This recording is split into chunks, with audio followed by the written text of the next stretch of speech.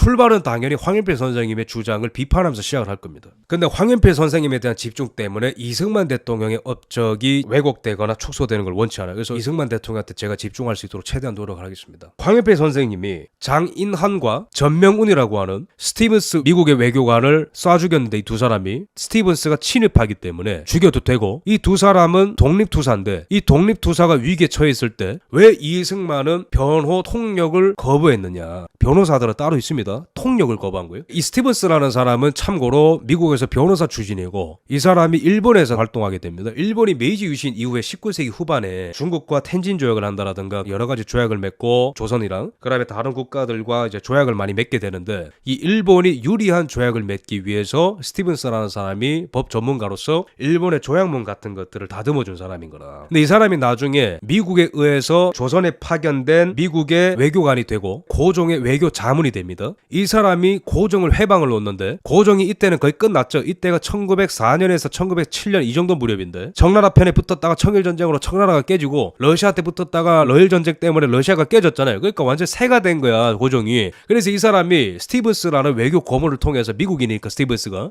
우리는 사실 일본의 속국이 되기 싫고 미국을 큰형님이라고 생각한다고, 이런 의견을 전달해달라고 고종이 울부짖었단 말이에요. 근데 스티븐스라는 사람이 완전히 친일파거든요. 일본을 대변해서 조약문을 써줄 정도니까. 그래서 이 사람이 고종의 의사가 국제사회의 공론화가 되지 않도록 그 의견을 다 묵살시킨 사람입니다. 정말로 분노를 일으키는 발언이 뭐냐면은, 조선은 일본의 지배를 받아 합당하다. 왜? 그들은 자치 능력이 없기 때문에. 조선인들은 미개하다. 막 그랬던 사람이야. 그래서 한인들 중에 스티븐스를 죽이겠다고 벼르던 사람들이 굉장히 많았고, 그 중에 두 사람이 미국에 있던 장인환과 전명운이라고 보시면 돼요. 근데 황현필 선생님이 얘기하는 게 뭐냐면은, 미국에 있는 한인들이 그 장인환과 전명운을 변호 비용을 십시일반해가지고 이승만에게 가지고 갑니다. 근데 이승만은 너무나 큰 돈을 요구합니다. 그 큰 돈을 갖고 갔음에도 불구하고 이승만은 나는 살인자를 변호할 수 없다고 하면서 장인환과 전명운의 변호를 거부합니다. 이건 해석하기에 따라서 이승만이 개인적으로 미국 사회에서 어찌 보면 살인자 취급받는 장인환과 전명운을 변호하는 게 싫었을 수 있는 거 아니냐고 하지만, 당시 미국에 있는 우리 한인들 장인환, 전명운 변호 비용을 그 큰 돈을 만들어가면서까지 이승만에게 부탁했을 때 그걸 거절했다고 한다면, 그건 독립운동가로서 분명히 비판받을 자가 있다고 생각을 합니다. 제가 묻고 싶습니다. 일본인 지금 죽였나요? 미국인 죽였잖아요, 지금. 그 의미에 대해서 이따가 제가 다 말씀드리고. 미국 저명한 외교관을 죽였는데 이거를 변호를 안 해준다고 독립운동가의 자질을 지금 묻고 있습니까? 그럼 독립운동가의 자질이라는 거는 무조건 누군가를 죽창으로 찌르고 총으로 쏴 죽이고 그 사람을 변호해야 그게 절대선입니까? 어디 그런 유치한 세계관이 있어요, 독립운동가 세계에. 차근차근 살펴보죠. 스티븐스라는 사람이 왜 죽게 되었는가? 이 사람이 1908년 3월 20일에 죽기 전에 샌프란시스코 크로니클이라는 언론과 인터뷰를 하는데, 이 사람이 일본의 한국 지배는 한국에 유익하다라는 성명서를 발표했어요. 그러니까 미주 내의 한인들이 막 미치는 거죠. 죽여야 된다, 막 이렇게 난리가 난 거예요. 원래 친일파인데. 스티븐스는 일본 정부로부터 1만 달러를 후원받았던 사람입니다. 돈적인 부분도 있으니까 일본이 잘 나가야 되죠, 스티븐스 같은 경우에는. 한국인들이 화가 났고 이미 다수의 한인들이 찾아가가지고 폭행하고 이런 적이 있어요. 그럼에도 불구하고 스티븐스는 일본에 대한 충성을 잊지 않았습니다. 이때 이 사람이 한 말이, 한국에 이완용 같은 충신이 있고 이 또 히로부미와 같은 통감이 있으니 한국의 큰 행복이요 동양의 다행이다. 이 말을 듣고 난리가 난 거예요, 한인사회에서. 그래서 이 두 사람이, 장인환, 전명운이 권총을 들고 1908년 3월 23일 샌프란시스코 페리역에서 스티븐스를 권총으로 저격을 해서 죽였어요, 장인환이. 장인환은 스티븐스를 저격한 다음에 샌프란시스코 크로니클에 어떤 인터뷰를 했냐면, 난 당당하다. 스티븐스는 일본의 보호 정치를 도와줬다. 이런 매국노를 죽이지 아니하면 우리나라의 운명은 영영 사라지고 말 것이다. 그를 죽이고 나도 죽는다면 조국 대한의 영광이 될 것이다. 그 결과로 장인환은 3월 27일에 1급 모살 혐의로 공식 기소됐고 8개월 재판 투쟁을 했고 1909년 1월 2일 장인환은 사형을 면하고 1919년 1월 10일에 가출을 했다. 두 사람 다 사형 안 당했습니다. 제가 인정하는 건 뭐냐면요, 감정적으로 동의가 안 된다는 게 아니에요. 당연히 화가 나죠. 한국이 일본의 지배를 받는 게 유익하다. 당연히 화가 나죠. 이또 히로부미의 통감이 있으니 큰 행복이고 다행이다. 아니, 대한제국이 못해서 망한 건 맞는데 그렇다 해서 일본의 지배를 받기 싫다고. 당연히 제가 이 시대에 있어도 화가 났겠죠. 이때 참고로 자결해서 죽고 이런 양반들도 많았으니까 나라를 지키지 못했다고. 근데 감정적으로 화가 나는 거랑 도덕적으로 옳다고 믿는 거랑 정치적인 승리랑 완전히 별개예요. 정치의 무대는, 특히 국제정치의 무대는. 미국에 많은 정치 리더십을 기르는 몰튼 블랙웰이라는 사람의 명언이 있습니다. 옳다는 게 승리를 장담하는 게 아니라고. 황현필 선생이 진정한 학자고 강사고 가르치는 사람이라면 어떤 질문을 던져야 되냐면은 이러한 활동이 얼마나 실제적으로 정치적인 승리 즉 한국의 독립으로 이어지는가라는 질문을 해야 되는 거고, 두 번째로는 이승만은 도대체 왜 거부했는가라는 질문 정도는 해야 될 거 아닙니까? 이게 얼마나 유치합니까? 거절했다? 독립운동가로서 분명히 비판받을 자격이 있다. 이게 뭐냐면은 이승만 당신은 어떤 발언권도 없어. 말은 나만 할게. 내 채널을 보는 사람들 궁금해하지 마세요. 내가 다 합다 하니까. 그런 세계관 아닙니까? 이 두 분을 변호하지 않았다면은 이유를 물어봐야 된다. 첫 번째. 두 번째로는 친일파와 그 관계자를 다 죽여야 절대선인가. 당시의 국제 상황, 미국 내 여론, 우리의 실력, 이 모든 것들을 검토할 수 있는 되게 중요한 사건이거든요. 이 사건을 중간에 두고 누가 옳았냐, 이승만이 변호를 거부했다면 어떠한 논리적인 근거가 있냐, 그거를 캐내는 과정 속에 이게 얼마나 위험천만한 시도이고 당시의 국제 여론과 동떨어진 시도이고 미국 내 여론과 동떨어진 시각이고 우리의 실력이 얼마나 준비가 안 돼 있는지 냉철하게 현실 진단을 할 수 있는 매개가 될 수 있는 사건이거든요. 이 사건이 스티븐스 저격 사건에 대한 이승만의 변호 통역 거부가, 제가 여기서 외신들 많이 인용할 거거든요. 이거 다 어디서 제가 갖고 온 거냐면은 다 제가 유료 사이트 뒤져가지고 외신들 다 갖고 온 겁니다. 이 죽음에 대한 반응이 여러 가지가 있는데, 어떤 주장은 한국 청년들 듀럼 스티븐스 암살 시도하다, 샌프란시스코 크로니클, 이 기사가 싣고 있는 거는 굉장히 경악스러운 사건이지만 단순하게 저들을 테러리스트로 보면 안 되고 그들 나름대로의 애국이라는 이유가 있다라고 생각하는 미국인들의 시각을 전달합니다. 근데 장인환이 수감되었을 때 한 말이 굉장히 중요한데, 골절에 사무친 원한이 마음에 맺히게 된다면 비록 법률로 허락하지 아니하는 일이라도 주저할 것 없이 행할 것이며 국가의 수치가 되는 공적이나 국가를 침해하는 도적을 대하는 데에는 공법을 거론할 여지가 없다. 우리나라 뺏겼는데 공법이고 나발이고 죽일 거야. 과연 그게 국제사회와 미국 안에서도 통용될 수 있는 논리인지 제가 한번 따져보겠습니다. 1908년 3월 26일 기사입니다. 이 기사에 따르면 예일대학교 교수 조지 트럼벌 레드라는 교수가 있어요. 이분이 뉴욕타임스 이 기사를 쓰면서 뭐라고 헤드라인을 달았냐면 Koreans, a bloody race. 한국인들은 잔인한 민족이다. 당시 주1미대사 토마스 오브라이언에 따르면 모두가 매우 슬퍼하며 스티븐스는 참되고 유능한 벗이었다. 존경받는 시민 듀럼 스티븐스를 향한 비겁하고 충격적일 정도로 잔인한 공격은,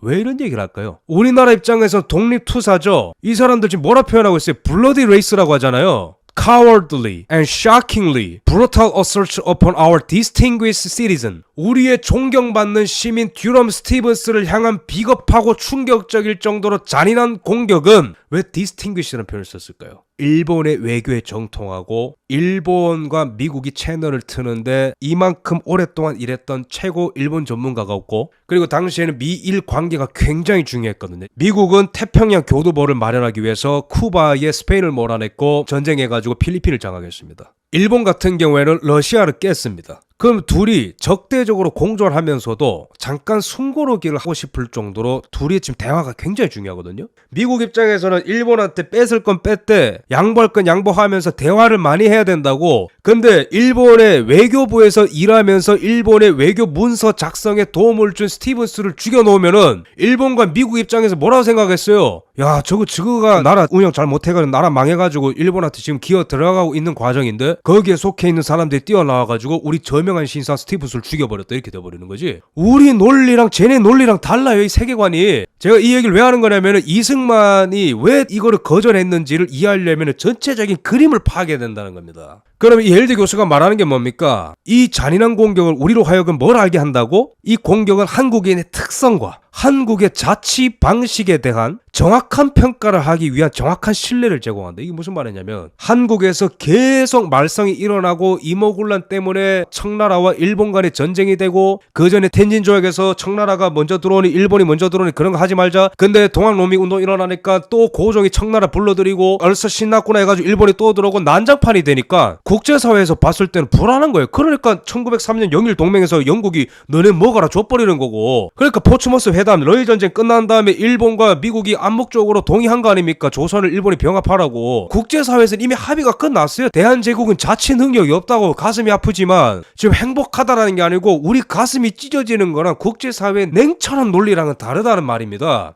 근데 지금 이 사람이 뭘 말하는 거냐면은, 저 열성 분자들이 뛰어나와가지고 우리 외교관 죽인 거 보니까 저 나라의 민족성 내가 알겠다. 자치가 안 된다는 걸 내가 알겠어. 오히려 일본이 지배해도 된다는 논리가 강화되는 거예요, 이게. 어디 헌채빵 아저씨가 얘기했어요? 예일대 교수가 얘기했어요, 지금. 주일 미 대사도 기리고 있습니다. 이런 거는 우리나라 언론과 학계에서 얘기를 안 해요. 얘기를 안 해. 당시에는 스티븐스 저격에 동의하는 사람들이 많았다. 뭐 그런 추상적인 서술이 많은데 그게 다가 아니라고. 부분적으로 있었겠지. 근데 미국의 대세가 뭐였는지 봐라 이거야. 1909년 10월 29일 이때는 이토르베메가 죽어서 헤이워드 리뷰가 기사를 실었는데, 이토's life pays for Japan's subjugation of Korea. 이토의 죽음은 일본의 한국 병합과 맞바꾼 것이었다. 그럼 안중근도 테러리스트냐? 그런 식으로 물타기하지 마세요. 이게 뭐냐면은 우리나라 입장에서는 이또 막 추겁불안 이거잖아요, 그죠? 막 카타르시스. 근데 미국의 언론사는 뭐라 표현하냐면은, 아, 이또가 그래도 한국의 어떤 평화를 위해서 이렇게 좀 협상 시도한 사람 아닌가? 근데 그 사람이 죽었어? 일본이 한국을 장악해 나가는 과정 속에서 일어난 대가지불이도 이렇게 얘기하는 거예요. 너무 우리 인식이랑 다르죠. 여기서 스티븐스의 죽음을 이렇게 묘사합니다. 스티븐스의 죽음은 전 세계 충격으로 다가왔다. 그리고 이또르봄의 죽음이 뒤따랐다. 전 세계 충격으로 다가왔다잖아요. 우리한테는 카타르시스죠. 전 세계는 충격이라고, 스티븐스의 죽음이.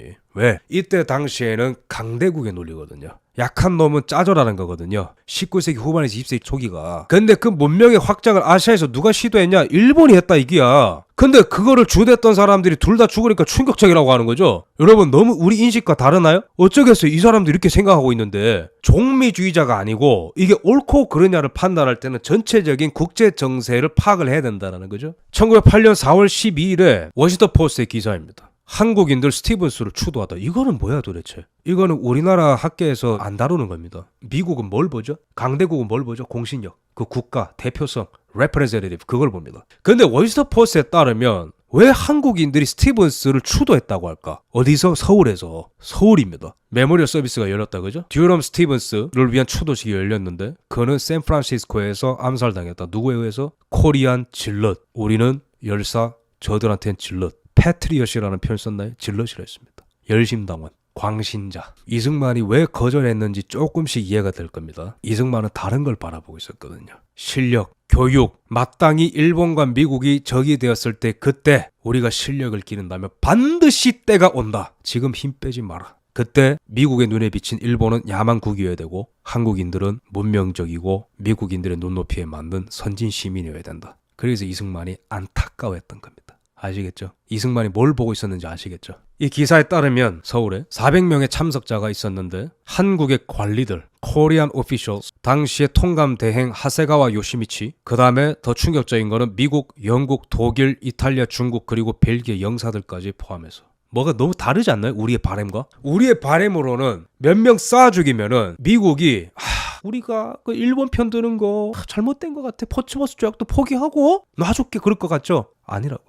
왜 쟤네들은 저럴까? 왜 우리 편을 괴롭힐까? 이렇게 되는 거죠. 예를 들자면 미국과 이스라엘 같은 편이고, 팔레스타인이 지금도 이스라엘을 공격할 때 국제 여론이 중요했잖아요. 납치하고 극단적인 행동하고 민간인들 죽이고 하니까 국제 여론이 팔레스타인한테 초반에 안 좋았잖아요. 그런 거랑 비슷하다 보시면 돼요. 이스라엘이 오히려 팔레스타인을 장악하는 것이 더 정당하다는 국제 여론이 형성이 되는데, 예를 들자면 지금 일본과 조선의 관계가 그렇다고, 미국과. 근데 그 팔레스타인의 열성 분자들이 미국 본토에 와서 미국 외교관을 미국인들이 보는 앞에서 총으로 쏴 죽인 거랑 똑같다고, 이게. 근데 그거를 국제 여론과 미국의 동향과 상관없이 이거를 변호를 안 해줬다는 그 사실 하나만으로 이승만의 독립운동가로서의 자질을 묻는 당신은 강사로서의 자질이 있는가라고 저는 묻고 싶습니다. 당시에 코리안 엠퍼러 누굽니까? 순종. 당시에 이토르부미 통감까지도 화환을 보냈다. 전 세계 국가의 행사였다는 겁니다. 누구 빼고? 이 죽음을 두고 기뻐했던 사람들 빼고. 저도 마음이 아프거든요. 근데 어떻게 했어요?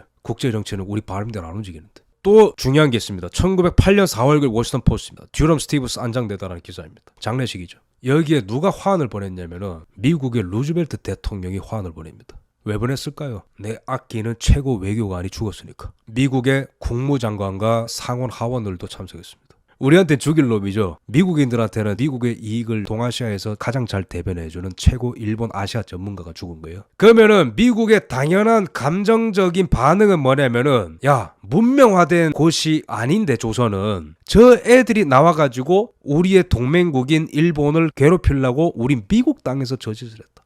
야 일본 더 잡아먹어라 그냥. 더 확실하게 관리해라. 그래서 이승만 박사가 안타까운 게 뭐냐면은 당신들의 그런 조급한 행동 때문에 오히려 더 많은 인명피해가 나고 있고 조선인들이 일본인들한테 몇백 명이나 죽어가도 미국의 언론의 기사들은 단지 일본이 조선의 질서를 확립했다는 식으로 보도를 할 뿐이다 개탄스러워하고 있어요. 도대체 누가 옳은 판단을 내린 겁니까? 듀럼 스티븐스를 죽인 게 이또 이로부미를 죽인 게 독립으로 연결된 어떤 직접적인 연결고리가 있는 거죠. 당시에 미국의 기조를 알아야 됩니다. 아직까지는 나는 미국이 왜 저러는지 모르겠다. 더 제가 말씀드릴게요. 이거는 미국의 외교사를 공부해야 법은 있습니다. 황현필 선생님은 장일환과 전명훈을 갖고 그냥 이승만을 매도하는 것이 그렇게 짧은 순간에 가능했겠지만 그 방대한 세상을 탐구하고 그때 당시의 정황을 이해하려면 정말 많은 공부가 필요하거든요. 그 중에 하나가 바로 미국이 당시에 처했던 상황입니다. 당시에 1900년에서 1909년까지 대통령했던 게 루즈벨트죠. 그러니까 일본이 우기를 하는 청일 전쟁 이후에 러일 전쟁을 하고 포츠머스 회담을 해서 각자의 영토를 서로 확인하고 그다음에 조선 병합도 묵시적으로 인정을 하고 미국이 그다음에 태평양 전쟁으로 미국이 진출하는 이러한 시기에 대통령을 했었던 게 테오도르 루즈벨트입니다. 태평양의 교두보인 하와이를 확실하게 우리 걸로 만들고 필리핀의 세력을 확장을 하고 이미 전쟁을 이긴 상태고 그 다음에 남미에 유럽이 진출하려는 시도를 막으려고 하는 그러니까 이 사람은 미국의 제국주의 아이콘인 거예요. 테오도르 루즈벨트를 상징하는 가장 유명한 사진 몽둥이를 갖고 있거든.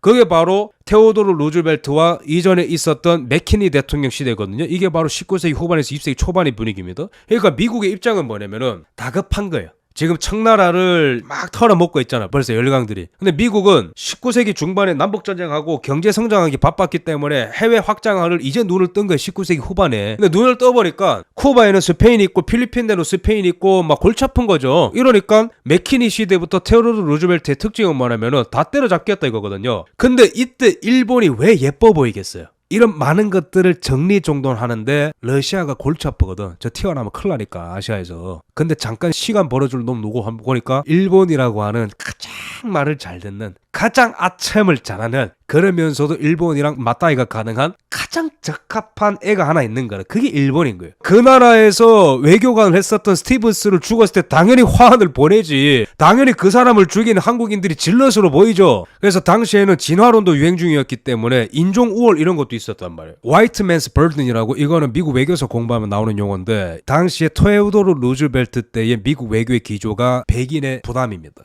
이게 뭐냐면은 백인들이 다스려야 된다 이거야. 하와이도 백인들이 들어가고 필리핀도 들어가고 무슨 말인지 알겠죠? 그 다음에 선한 제국주의자로 썼어요. 자기에 대한 묘사를. 그러면서도 경쟁에서 절대 뒤져지면 안 된다. 미국은 당시에 자기 스스로를 문명의 3단계론이 있는데 1단계가 건국시기. 서로 융합을 하고 제도를 만들어주고 두 번째로는 확장을 하고 경제 발전을 하고 이러면서 나라의 산업 토대가 만들어지는 성장기죠. 그죠? 왕성한. 근데 3단계는 암울해지는 거죠. 더 이상 먹거리가 없어지고 사회가 왕성함이 없어지고 막 여성화되고 당시에는 미국은 남성성을 굉장히 많이 강조했거든. 그러니까 미국이 이러한 문명의 3단계를 벗어나려면은 반드시 바깥으로 팽창을 해야 된다라는 논리가 있었던 겁니다. 그래서 이때는 미국을 설득시키기 위해서는 도덕적인 논리는 안 된다는 거예요. 민족이라는 당이 꺼내지 말라는 거예요. 약해? 집에 당해. 울지 말고 힘을 키우던가 짜증나게 하지 말고. 굉장히 잔인한 기조거든요. 그러니까 일본이 지배하는 거 보고 합당하다 여기는 거죠. 이 왼쪽에 있는 임페리얼 크루저라는 책을 보고 제가 정말로 이를 파득파득 갈고 던져버리고 싶었거든요. 고종 황제가 미국한테 얼마나 굴종적으로 매달리는지 여기 다 적혀 있습니다. 물론 테오도르 루즈벨트를 비판하는 책이지만 됐고 나는 일본이 조선을 병합하는 거 찬성해. 근데 루즈벨트의 외교론이 확장만 있는 게 아닙니다. 여기서 중요합니다. 루즈벨트가 대단한 현실주의자거든요. 그래서 확장을 하더라도 잠깐 딱 스탑시키고 이게 지금 우리가 감당 가능한가 딱 계산하는 사람이거든요. 대단히 영악한 사람입니다. 이 사람이. 그래서 이 사람이 제국주의적 확장을 꾀하면서도 세력 균형을 주창했던 사람이에요. 미국 외교서 공부하면 다 나와. 그러면 아시아 정책이 딱 맞아지는 거죠. 기본적으로는 러시아, 독일, 영국, 스페인 눌러놔야 되는데 아시아에서 우리가 모든 걸 할 수 없으니까 러시아 애들은 일본한테 맡기자 이게 되는 거거든.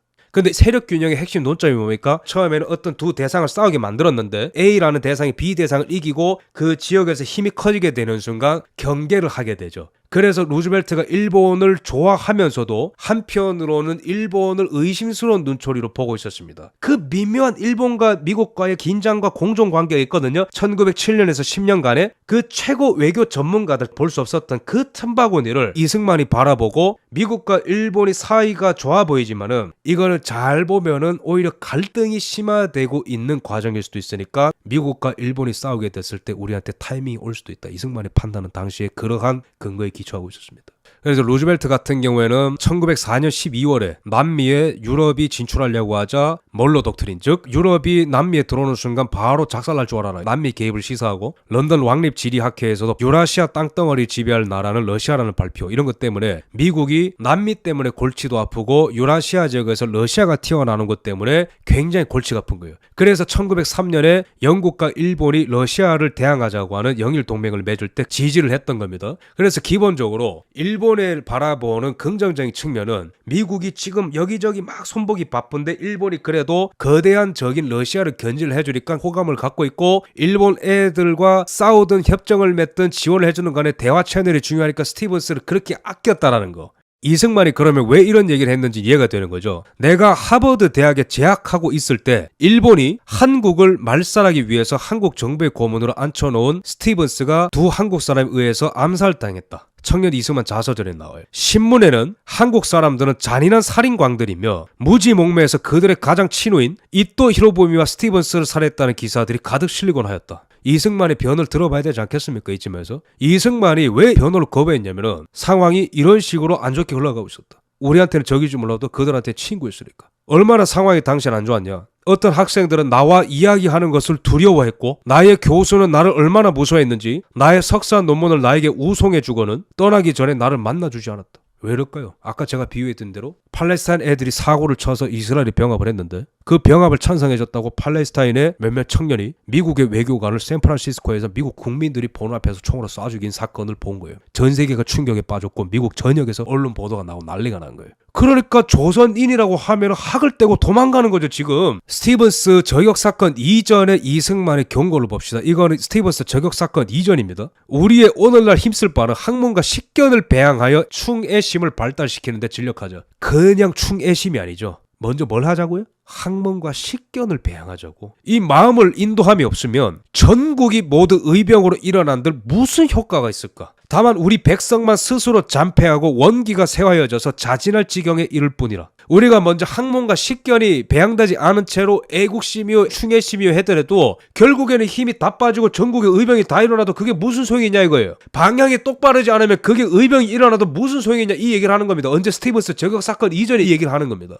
그러면서도 단체로 조직이 되어서 정기를 상통하며 진퇴 상황을 많지. 핵심 포인트는 뭐죠? 후에 기회를 기다려 외국 형편을 맞추어 가지고 승패간에 한번 어떤 결과를 볼지라. 그러면 이승만이 얘기하는 그때는 뭐냐? 일본과 미국이 부딪히는 그때를 말하는 겁니다. 이때 이미 그거를 바라보고 있었던 거예요. 1908년입니다. 이게 한일 병합 전의 일이거든요. 1908년 3월달에 스티븐스 사건이 있었죠. 이승만이 당시에 1907년 8년에 국제정세를 어떻게 보고 있었냐면은 우리의 소견으로 말할진데 이 협상이 양국의 시비를 막은 것도 아니요, 물린 것도 아니요, 시비를 준비하는 시작이라. 이게 뭐냐면은 이승만이 이 미일 충돌을 예고하기 전에 한 달 전에 엘리우 루트와 다카이라라고 하는 일본의 외교관 협정 맺은 게 있어요. 이 내용이 뭐냐면은 각기의 영토를 인정하는 겁니다. 하와이와 필리핀이 미국 땅이라는 걸 인정을 하는 거고, 일본이 반대로 미국은 만주에서의 일본의 지위를 승인해 준 거죠. 왜? 러일 전쟁의 승전국이니까. 근데 이승만이 봤을 때 이건 협정같이 보이지만 오히려 둘 사이가 충돌할 수 있는 여지가 다분하다고 본 거죠. 왜? 서로 큰 적을 마무리한 상태니까. 이거는요 가시적으로 미국과 일본이 전쟁한 거는 태평양 전쟁으로 시기가 뒤에 따르지 않냐고 얘기할 수 있겠지만, 이거는 우리가 모든 정보를 다 취합하고 후대에서 평가하는 거고, 이때 당시에 1908년의 국제정세라는 거는요 이승만 박사가 본대로 미국이 쿠바를 정리를 한 상태고 필리핀을 정리를 한 상태고 하와이를 다 장악을 했어요 미국이. 게다가 일본 같은 경우에도 청나라와 러시아를 제압을 했습니다. 이승만이 당시에는 자신의 눈높이에서, 이때는 프린스턴에서 박사학위를 받기 전이거든요. 졸업도 전이야. 협정이야. 근데 국제정세를 꿰뚫어 보다 보니까 루트 다카이라는 협정이 세간에는 휴전협정 같이 보이겠지만은 내 소견에는 이거는 둘이 곧 싸운다. 체인벌린과 히틀러가 협정을 맺은 게 뭐죠? 사이가 좋아서 맺은 게 아니고 싸울 가능성이 올라갔으니까 휴전협정을 맺는 거죠. 국제정치를 공부하다 보면은 휴전협정을 맺는 백그라운드에는 오히려 싸울 위기가 커졌으니까 맺는다고 되어 있습니다. 그러면은 1908년에 때를 기다리자. 이때가 언제? 미국과 일본이 싸울 때를 기다리는 거예요. 그럼 이승만은 겁쟁이고 애민심이 없고 애국심이 없어서 뒤에 뒷짐지고 변호 통역을 거부한 게 아니고 나는 오히려 더 확실하게 일본을 제압할 방법 알고 있는데 그 얘기하고 있는 거거든요. 이게 어디 봐서 독립운동가로서의 자질을 묻는 대목이 될 수 있는 거죠. 이만큼 공부하셨습니까? 열심을 들어가지고 사비 털어가지고 이런 외신들 다 봤어요, 황현표 선생님? 몇 문장 안 되는 과장이 섞인 주장을 반박하려면은 정말로 많은 외신들과 기사와 원문과 책들과 미국의 외교사와 당시 이승만의 의중과 각 대통령의 의중과 당시 국제정치의 배경과 이런 모든 것들을 다 알아야 돼요. 함부로 말씀하시기 전에 모든 걸 다 제대로 공부하십시오. 제가 이 레퍼런스를 왜 띄워놨습니까? 공부하라고. 미국 외교사 권용립 교수님이 쓰신 미국 외교의 역사라는 책이 있어요. 이거는 필독서입니다. 여기 보면은 19세기 말과 20세기 초에 당시의 국제 정치를 미국이 어떻게 바라봤는지 미국 내 민심을 그리거든요. 이승만의 천재인 게 뭐냐면은 제가 여기 미국 교과서 있거든요. 거기에 뭐라고 되어 있냐면은 미국 외교 정책을 결정하는 거는 대통령이 맞는데 전적으로 국내의 동향에 의해서 움직인다. 미국 외교를 공부할 때는요, 미국 내부 국민들의 여론이란 틀로 보면 다 보입니다. 그러면은 이런 제국주의적으로 팽창을 할 때 미국 내에 어떤 마인드들이 섞여 있었다라는 거예요. 첫 번째, 서부 같은 경우 이기심. 태평양으로 나가서 장사해야 되니까 서부에 있는 사람들은 경제적인 이권 때문에 테오도르 루즈벨트나 맥킨리의 이런 거를 지지했다는 거고, 중서부의 열정, 이거는 바로 뭐죠? 미국의 민주주의라는 거를 수출을 해야 된다라는 거. 그래서 부당한 캐톨릭의 지배를 받는 뭐 쿠바라든가 필리핀이라는 나라를 해방시켜야 된다라는 중서부의 열정, 웨스턴 엔스토시즘. 그다음에 동부의 양심은 뭡니까? 불쌍한 나라들을 도와줘야 된다라는 동부 기독교적인 이스턴 컨사이언스가 작용했다라는 거예요. 압제로부터 지켜줘야 된다라는. 그러면은 이승만이 호소하고 있었던 건 뭡니까? 이 미국의 컨사이언스에 호소하고 있었다는 거거든. 미국인들은 분명하게 바라보는 게 뭡니까? 만국 공법이라는 기준. 아무리 잘못을 해도 법적인 절차에 따라서 재판을 받아야 된다라는 불변의 진리와 아무리 뭐가 잘못됐어도 절차를 따라야 된다는 것과 그 절차를 위반하는 사람은 문명의 미만에 있는 사람들이라는 미국인들의 세계관이 있다라는 것. 근데 안타깝게도 스티븐스를 쏴 죽이는 거는 그분들의 열정과 의도와는 다르게 전혀 정반대의 결과를 미국 내에서 낳았다라는 거예요. 이승만이 안타까워하는 거는 이것 때문에 안타까워하는 겁니다. 아, 일본이 미개국이고 우리가 문명국이라는 쪽으로 미국이 바라봐야 미국과 일본이 싸울 때 우리 편을 들어줄 텐데 그때가 오는 그 퍼즐링이 되고 있는데 너무 안타깝다 이거예요. 이제 이해가 되시죠? 그래서 우리나라 관련돼서 다 새로 써야 됩니다. 그 충의 지심이 도리어 한국의 장래를 손해할 염려가 없지 않으리로다. 스티븐스 저격 사건 이후에 이해가는 거예요. 그거는 좋은데 칭찬받을 만한 일인데 이승만의 퍼스널리티를 깎아내리지 말라 이거야. 감정적으로 동의가 된다는 거 아니에요. 근데 세상 형편을 모르고 한 건 아닙니까? 그죠? 거사도 다 때가 있다고 말하는 거죠.